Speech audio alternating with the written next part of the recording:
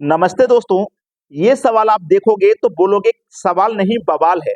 ऐसा सवाल जो एग्जामिनर आपको देता है और आप परेशान हो जाते हैं।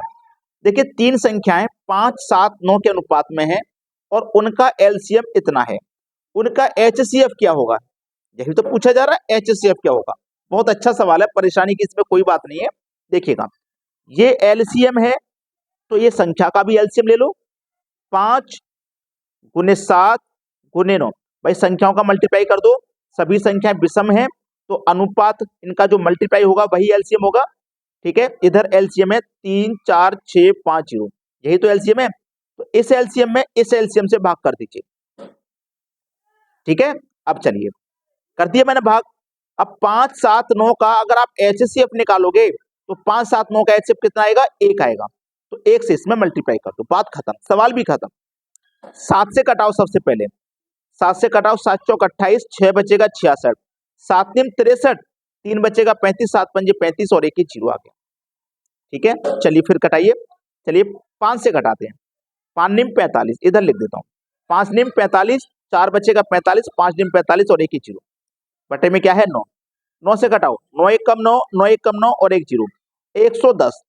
आपके सवाल का जवाब आया 110, यानी कि पहला ही ऑप्शन दिया गया है। ठीक है, अब प्रश्न आपने देख लिया, सबकी समझ में भी आ गया, लेकिन भाई लाइक का बटन नहीं दबाया। तो लाइक का बटन दबाने में देर क्यों कर रहे हो? फटाफट से दबा दिया करो लाइक का बटन। चलिए अब देखते हैं अगला सवाल। अगला सवाल, एक आदमी 5/3 के बजाय एक संख्या को 3/5 से गुणा करता है, उसके प्रतिशत में परिणाम परिवर्तन का पता लगाएं। यानी कि उसके परिणाम में कितने प्रतिशत का परिवर्तन हुआ है ये पता लगाना है। बहुत अच्छा सवाल है। 5/3 के बजाय 3/5 से गुणा किया गया, इसको अनुपात में लिख लें। 5 5 25, 3 तिया 9। ठीक है, चलिए उसकी ओरिजिनल वैल्यू कितनी है? 25। ओरिजिनल वैल्यू कितनी है उसकी? 25 है।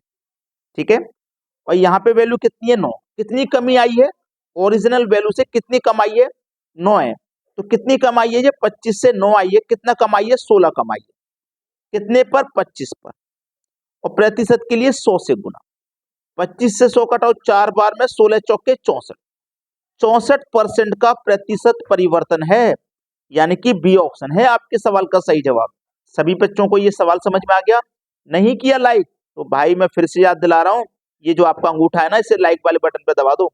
अब देखते हैं अगला सवाल।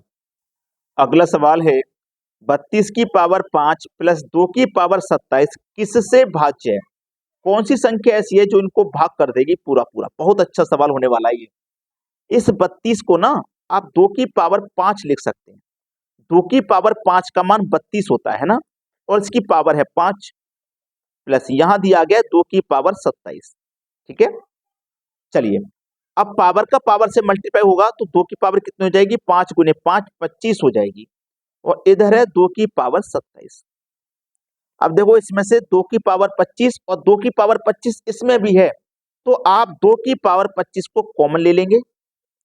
जब यहां से 2 की पावर 25 पूरी कॉमन चलेगी तो 1 बचा, यहां से 2 की पावर 25 चलेगी 27 में तो 2 की पावर 2 बचा। ठीक है, क्लियर है यहां तक बात? चलिए 2 की पावर 25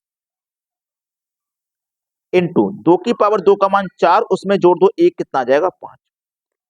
अब देखो कौन सी संख्या जो भाग कर देगी इस 5 को?